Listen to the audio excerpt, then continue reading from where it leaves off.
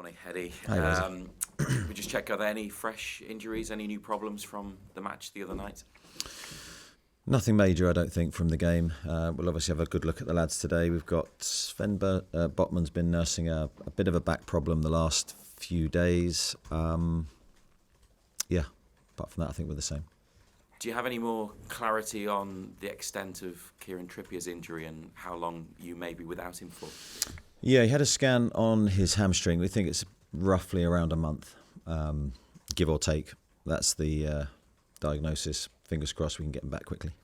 What about Emil Kraft, who wasn't named in the matchday squad for the last two, but he did travel to France with you. Is he nursing an injury as well? Yeah, he came back from international duty with a knee issue. Don't think it's anything too serious. He's had a scan, which came back pretty good. So, whether he's fit for this game is probably too soon for him. And what's the latest on Johan Wisser as he builds up his fitness after that knee injury? Yeah, Johan's doing well. Trained with us for the first time on Thursday. What day are we? Wednesday. When we came back from Marseille. So, I was really, really pleased with how he looked. That was his first time competitively with the group. Let's see how he responds. Hopefully he'll train again today, and then we'll continue to build him up. Are you able to think about a date for a return to the matchday squad, or is it still too early given the nature of the injury and where you want him to get to with his fitness levels? Well, we've got one in mind, but I think probably best to keep it to myself. I don't want to disappoint anybody. So, but we of course, we want to involve him as soon as possible, but we want him to be able to perform. Does this way of working with midweek matches every week, because you've had it now for the last couple of months and you know what it's like from 2 seasons ago, is this just the norm for you now, and have you got a good understanding and a good way of working as you navigate your way through such a hectic period? Yeah, well, we're trying. I think the games bring different challenges. Obviously, fatigue's probably the big one, and not necessarily sometimes physical fatigue, but mental fatigue, and it can feel like you're always preparing for a game, which in some senses is great, but of course, if depending on the players' needs, whether they're playing or not playing, that can bring different challenges. So we're trying to navigate that. We're trying to keep things fresh and different for the players. Been really pleased with the response of everybody. Another game, and very quickly another game again. So looking forward to all the games that are ahead of us. I'd like to ask you about Joe Willock, who's had a tough couple of years, but you've always put a lot of trust and faith in him, and you did so the other night, starting him in Marseille. Did you see things that you liked and things that Joe Willock has given for Newcastle over the last few years? Because that was a big game to put him into, but he certainly played his part in your performance, didn't he? Yeah, he did. I think Joe was excellent, actually. I think we picked him because of a few different things.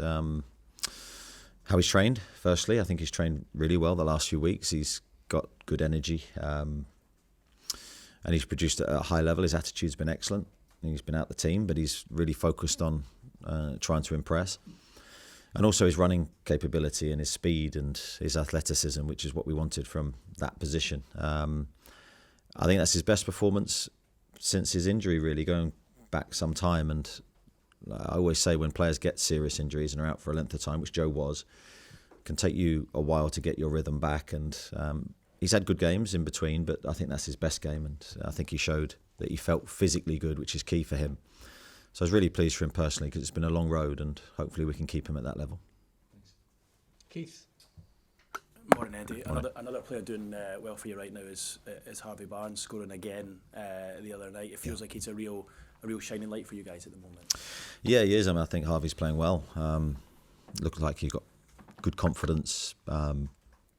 Physically, he looks really, really strong. He looks fit. He looks like he's able to carry the game load that he's experiencing. Always, as I said many times with Harvey, he's a goal creator and a really good finisher. And I think you saw that again on Tuesday. It was a fantastic finish off his left foot. And when you put that together with his 2 Manchester City goals in quick succession, I think he's banging form, and hopefully that continues. You mentioned there a moment ago the mental tiredness that I suppose you have when you've got so many games and your schedule between now, I think, and March looks fairly relentless. I know managers like to have a full week, or as much of a full week as he can, to prepare for games. How are you dealing with the game's just coming thick and fast, and like I suppose the last 2 days in particular, being back from Marseille, which felt like a trip that took a lot out of the players. Yeah, I mean, we decided to come back straight after the game and try and get back into our normal routines and rhythms. We then trained in the afternoon of that day, and I think that worked pretty well. And I think the players look pretty good. I'll get a better gauge today to see how they look and see their eyes and see. Obviously the late night and the travel, etc. But we're not looking at that as any kind of excuse. There's a big enough gap between that game and Everton for us to be refreshed and ready. But these are the challenges that European football brings, and you just have to try and navigate them as best you can. And so far, I have to say the lads' attitudes to it has been excellent. Be a perfect birthday present for you tomorrow. Win it Everton, the team you grew up supporting. Yeah, don't remind me. 48, eh? That's gone quick. Very, very quick. I don't like to actually say that out loud now. I've gone from one extreme to the other where I didn't want my age being discussed as a manager because it was too young, and now I'm going into a different phase of my management career. Are you looking forward to going down there and visiting their new stadium? Yeah, I think any new stadium's an interesting one. I think, obviously, we know the old stadium very well. Goodison Park had its charms, and I think it was a ferocious atmosphere at times down there. So we're looking forward to experiencing what that brings. But I think the only way you truly enjoy it is if you perform and we get the result that we want. And I was pleased with our performance against Marseille. I know the result went against us, but overall I came out with a positive feeling. That's 2 games, quick succession, Manchester City, Marseille, 2 tough games that I think we've come out with credit. And we have to try and put that all together now to try and get the result we need. Just finally from me, it was, I think, fair to say, a high-profile mistake from Nick Pope the other night. You obviously signed Aaron Ramsdale in the summer for competition, and good competition, 2 England international goalkeepers there. Does he come into your thinking ahead of this game, given Nick's mistake the other night? Well, all options, of course, are on the table for me. I need to, as I always do with the team selection, think long and hard about who I pick. And I'll try and do that on merit. As I say, I get the luxury of seeing the players train every day, goalkeepers included, and yeah, I'll make my call. Thank you. Andy? Morning, Eddie. Just following on about Nick, he holds himself to the highest standards. So what was he like after the game on Tuesday, and have you kind of chatted to him about it or not? I think Nick, as you say, is vastly experienced. I'd say he's a very, very level character. You don't see huge highs or lows, even when he plays really well and makes world-class saves that he does on a regular basis. He's still very calm and relaxed and absorbs it all. And I think that's one of the true hallmarks of any player in that kind of position, where you're there to be shot at, but you wouldn't know your emotions. You don't wear your emotions, evidently, for everyone to see. So, of course, I discuss things with all my players at a regular basis. But yeah, I think Nick's a top-class professional and he's an outstanding goalkeeper, and we certainly back him. He's made a number of brilliant saves for us this season already. I just want to ask you, in 2025, how astonished are you to hear about scenes like we heard about from Tuesday off the pitch? Yeah, they're very, very sad to hear, because I think from my perspective, when the most important thing is for obviously players, staff, everyone that goes to the game, supporters, that they enjoy the experience. It's a safe experience. They enjoy the game, and they're talking about it, the game afterwards, for all the right reasons. We don't want to see any sets of supporters anywhere in the world engaging in trouble or being disrespected. So my thoughts are with everyone that travelled, and hope they're okay. Just talking on the away form, obviously it's been quite well documented that Newcastle recently have taken the leads, kind of lost the lead in several games so far this season. What do you put that down to? Can you put it down to anything, or is it, as you always say, a whole number of reasons behind it? Yeah, I did think that might come up. And I still don't know what to say to that. I mean, this season, for whatever reason, has brought about a set of circumstances, really, that I have, of course, have to comment on, and rightly so. But sometimes you don't have necessarily all the right responses or answers, should I say, to the set questions. And I think anyone that comes out with one definitive answer, I think that's a difficult one to judge. We're disappointed. Like, we started the games really well. We've scored at good times. And historically, I think from those moments, we've gone on and either been able to keep a clean sheet, because there's 2 ways of looking at that. One goal is enough, and defensively we pride ourselves on being good enough to maintain that clean sheet. And also the other side of it is we should go on and look to score the second and third goal and really consolidate our strong start.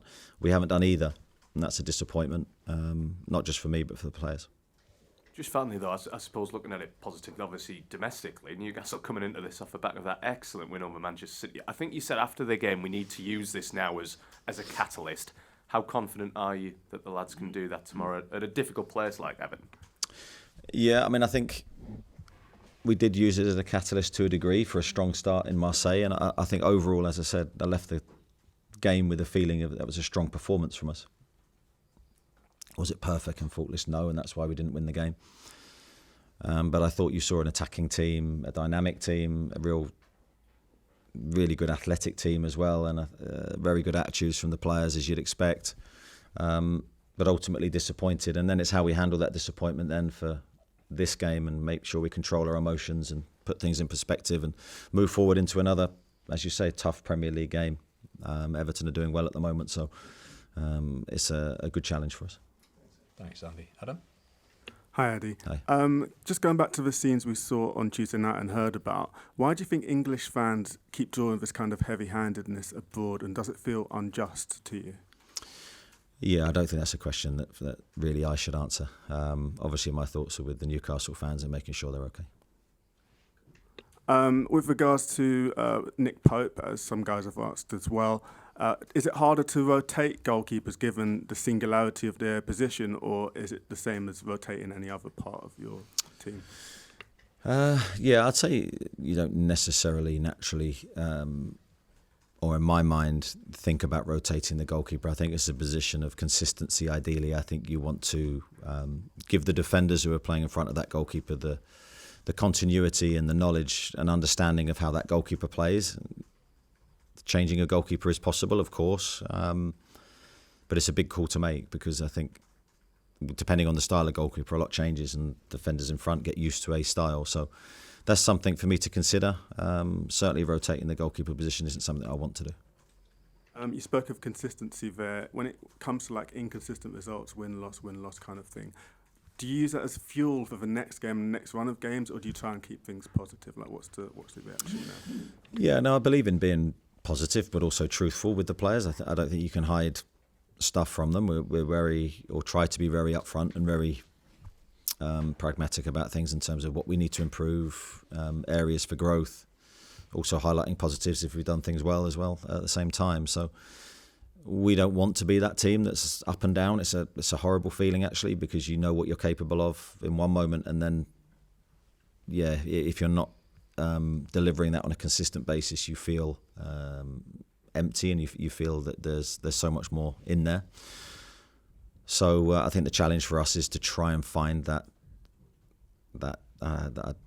overused phrase, but levels of consistency we know we're capable of, and it's difficult when you're playing every 2 or 3 days. That's another challenge for us, but that's what we have to find. Just finally, Len, you've got a fairly even record against David Moyes. Is he a manager you look forward to taking on in terms of just consistency and rivalry? Well, I think he's a manager I certainly respect. The longevity of his career, I think, and is unbelievable, really. You look back at the body of work that he's got as a manager at different clubs. Yeah, a huge amount of respect for him and the way that he handles himself, the way he's handled different challenges. And I think he's done an unbelievable job at Everton to take over when he did, and then to find the stability that he has, and now a new way forward. And they're playing well too. They've got some really dangerous players, especially in the wide areas. Thanks, Adam. Go to Damien Spellman, then to Ian Mercer, please. Morning, Eddie. By the way, 48 is no age, believe me. Thanks, Damien. Eddie, when you've, just going back to Nick, when you've got a player who's been so consistent and good for you over the years, and he has a couple of difficult moments, and you perhaps have to consider, replacing him, is that the hardest part of management? I'd say team selection is always up there for me in terms of the hardest decisions you have to make, because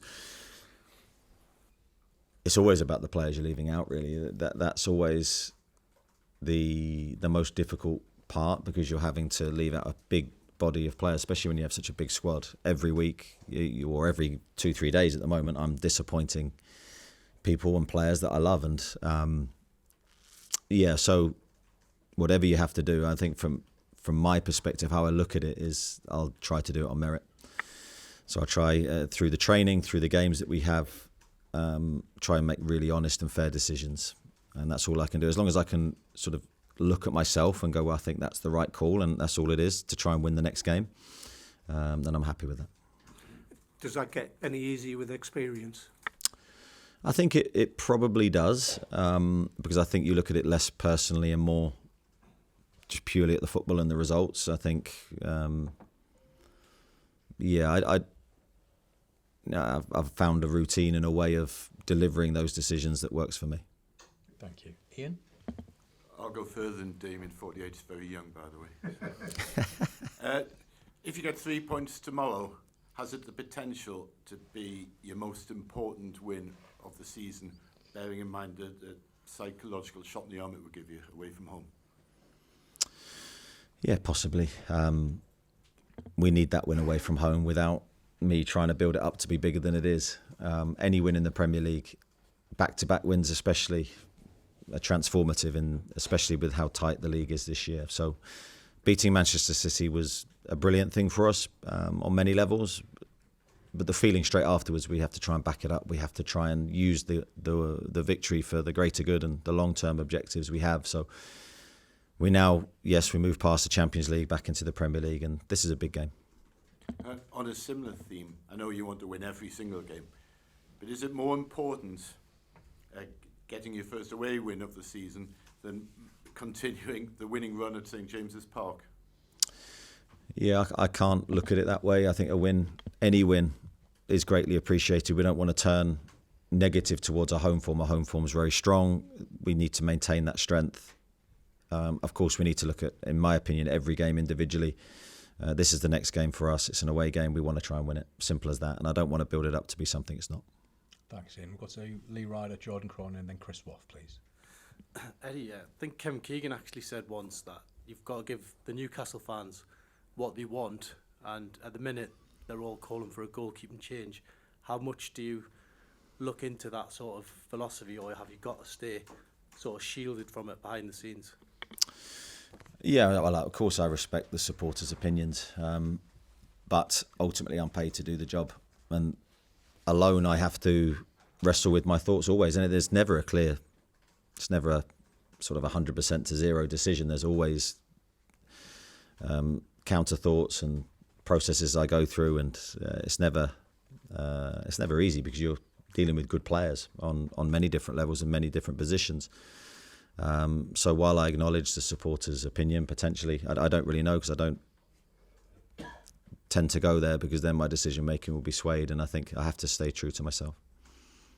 And obviously Ramsdale came in the summer. What was the plan for him? Obviously he's on loan, but could turn into a permanent. But what does he actually have to do to get in? And is Nick Pope aware of the processes that you were talking about? Would it come as a surprise to him if, say, he wasn't playing at the weekend? Yeah, I'm not going to go into hypothetical situations with Nick and Aaron. Aaron's role here was to come in and compete and fight and show what a good goalkeeper is, and train well and add to the group, bring good harmony, bring his energy, because he's a really positive guy, all those things, and he's done that, and I've been really, really pleased with him. But Nick's an outstanding goalkeeper too, so is Aaron. We've got two great players for the position, and it's up to me to choose. Thank you. Jordan?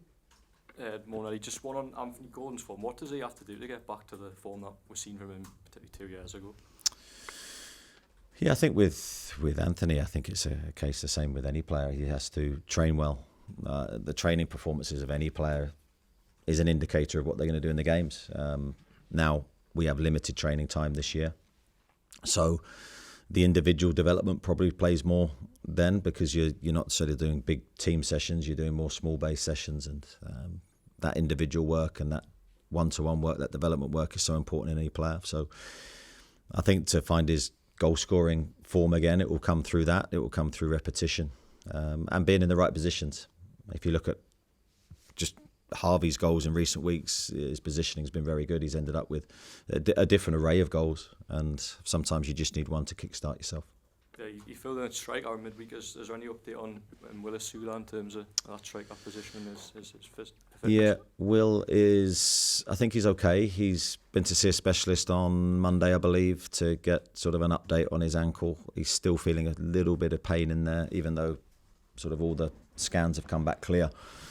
So we hope that he'll be pain-free, and then we can build him up and he'll be back pretty quickly. Thank you. Chris? Morton Eddie, on Anthony, obviously last season he went back to his former club and he took the penalty, which was saved. Does that come into your thoughts for this? Is that something that you think he would react positively to and want to make a reaction to, or is it something where you would think maybe that would cloud his judgment and maybe you wouldn't select him tomorrow? No, I think you judge it by form, you judge it by how the player's looking in this moment, not necessarily that it's his former club, or I don't tend to sort of look at it like that, although sometimes that can be if you're absolutely 50-50 on a call, that can sway you maybe one way or the other. Yeah, of course I know his history with Everton and you know how he feels. And you selected him ahead of Nick Voldemort in midweek. You said that was to do with resting Nick. Is he fully fine? Is he available to start if necessary tomorrow? Yeah, Nick's feeling good. It's not only a reflection on sort of that game as well, you're just looking at the schedule ahead, and as I said many times, our schedule's relentless, so sometimes you're looking at it with a view to making sure players can play certain games in the future. Thank you. I'll go to Luke Edwards next, please. What does it say about your job that Lee's got more grey hairs than you have? Thanks, Luke. It's come for you. You've got an obsession with Lee. I think it's getting unhealthy. Isn't it just? As long as I have some hair, I'll be happy. Thanks. Cheers. Well done, guys. That's quite a good report to give you that one. Sorry, Luke. No, that's fine. It's all jokes. Pick on the bald man. I'm throwing my train of thought now. Have you seen? You're aware of the schedule, but it is particularly grueling now. I think there's 32 games you could play between now and the end of March if you progress in the Carabao Cup. Is it fair to say that you haven't yet, as a team, as a squad, got that balance right? Have really proved that you can cope with that level of games so far? Judging by our results, you mean? Yeah. Yeah. Any sort of criticism towards us in that respect, I think, is justified, and we have to take it until we get consistent results. I can't sit here and say that we're managing it well. So we're trying our best to keep our players fresh, and when they enter the pitch, I think the big thing for me is every time you're selected as a player, you're physically and mentally able to give your very best level. Playing fatigue doesn't help us. Even if you're, playing for yourself, it's got to be for the team. We need players that enter the pitch and physically able to execute how we play in our game model. I think the last two performances, you've seen a team that can. Maybe Brentford and West Ham, you saw a team that didn't, and those two performances in particular frustrate me. Thank you. Okay, we'll go to Dom Skirt, Craig Hope, and then Dom Shaw, please. Morning, Eddie. You've touched quite a bit on Anthony Gordon. Hasn't registered a goal or assist in the Premier League since January. Why do you think he's struggled to demonstrate the form he showed 2 seasons ago? Yeah, I think it's always a difficult one to, as I said many, many times, to give a definitive answer on that. I mean, that sort of belies his Champions League form this season where he scored goals. And a game of football, regardless of the competition, I think is a game of football. So I think it's tough to judge him sort of negatively in that respect. He's always been historically a scorer of important goals for us. You go back through sort of the show reels of our goals and he's invariably got big ones in big competitions, in big moments. So I back him that he will score goals and continue to enjoy his career here. And, obviously that's going to come down to him and taking those opportunities when they come. And there's several players who consistently named in your starting lineup when fit and available. You've got Bruno, Sandro Tonali, Dan Burn, and Nick Pope is one of them. Is it fair to say those are the first names on your team sheet at the moment?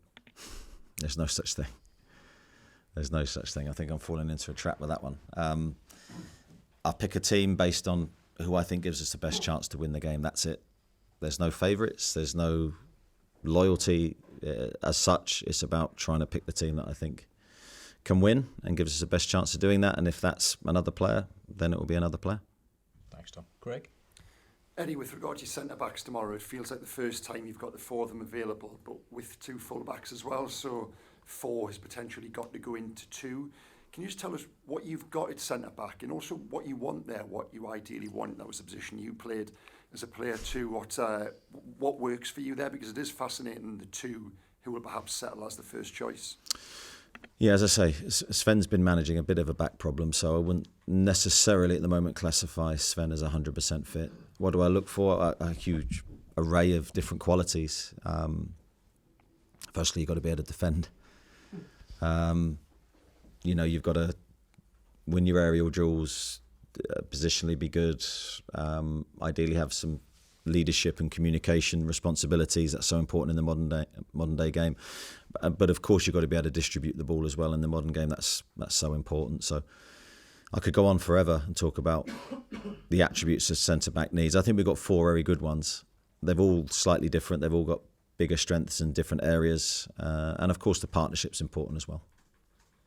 Just looking at the bench on Tuesday night, it included 3 of your summer signings. I know Nick was rotated out, but 2 of them, Jacob Ramsdale and Anthony Elanga, were they disappointed not to start? Why haven't they featured more? And where do you think they're at on the back of arriving in the summer? Yeah, I think they're in a good place. I think naturally they would want to start every game like every player does. I thought Jacob Ramsdale did really well when he came on. I thought he technically helped us in that last 20 minutes. Thought you can be really pleased. It's one of his best showings for us. And same with Anthony Elanga. I thought he came on and did really well and was sharp and bright and gave them a problem. Could have scored with one really good chance, good shot. I just think they're developing into the players that we want them to be for us. I'm very relaxed about their line of progress. Really pleased with them both. Their attitudes have been excellent. I've said many times, sometimes it takes a little bit longer for some players to come into the team. There can be an element of anxiousness as to why aren't they playing. But that's not from me. I'm relaxed. I know what players they're going to be for us in the long term. Thanks, Craig. Go to Tom, Sean and Kieran to finish, please. Hi, Eddie. Just another one on Anthony, if you don't mind. How would you assess his season so far? Which one? Anthony Gordon, sorry. Green. Yeah, I think a little bit in and out, really. I think he's had some really good games. I go back to, I think it was the Benfica game. And I think it was another game around that spell where I thought he was electric. I thought he was really good.